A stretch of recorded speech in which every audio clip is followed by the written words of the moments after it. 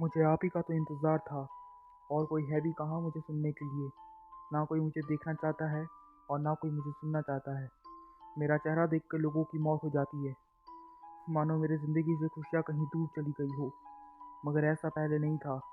ये कहानी शुरू होती है मेरे जन्म के बाद से। मेरी स्पीशीज़ बढ़ने लगी।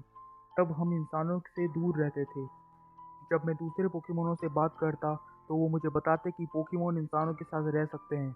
पर मैं अभी भी डरा हुआ था, ये सोच के कि क्या इंसान मेरे साथ रहेगा। पर मैं अभी इंसानों के पास नहीं गया।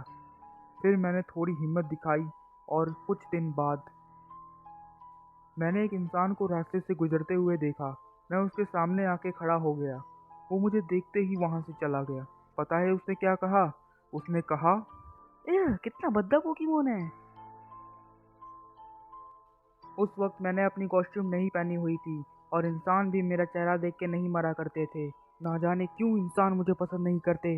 वो दूसरे पोकेमोन को तो पसंद करते हैं, और सबसे ज़्यादा उस पिकाचू को। मुझे ये बात तब पता चली जब मैंने दूसरे पोकेमोनों से बात की। मैंने उनसे पूछा कि इंसान कैसे पोकेमोन को पसंद करते हैं। तब मुझे पता चला कि ज़्यादातर इंसान चार्मिंग, क्यूट वॉइस और ताकतवर पोकेमोन को पसंद करते हैं। जब मैंने ऐसे पोकेमोनों को ढूंढना शुरू किया तो मेरे सामने सबसे पहले जो नाम आया वो था पिकाचू। आखिर मैं भी तो देखूं ऐसा क्या खास बात है इस पोकेमोन में। जब मैं उसके पास पहुंचा तो कुछ ऐसा हुआ। क्या तुम ही पिकाचू हो? हाँ, मैं ही पिकाचू हूँ, पर तुम कौन हो? मेरा नाम मिमिक्यू है। और तुम मुझसे क्या चाहते हो? मैं तुमसे ये जानने आया हूँ कि तुम में ऐसा क्या है कि इंसान तुम्हें पसंद करते हैं। मेरी आवाज़ बहुत अच्छी है। मैं दिखने में क्यूट और चार्मिंग हूँ, और एक ताकतवर इलेक्ट्रिक टाइप पोकेमोन भी हूँ। क्या मैं भी क्यूट और चार्मिंग हूँ?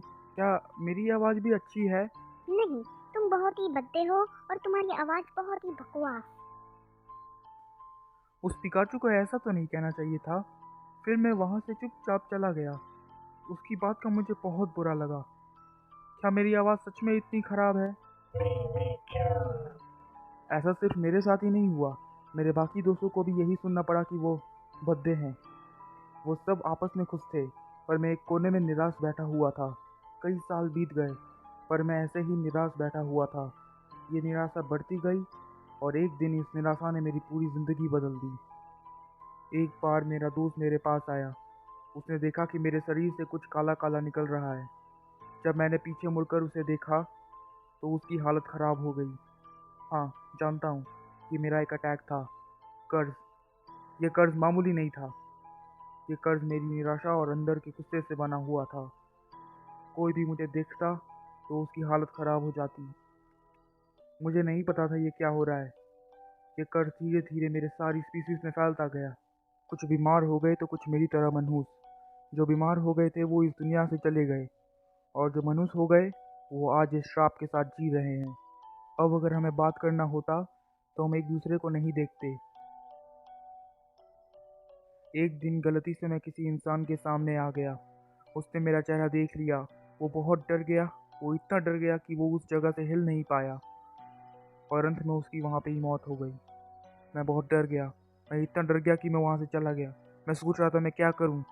फिर मुझे एक ख्याल आया, क्यों ना मैं अपने शरीर को किसी चीज़ से ढक लूँ।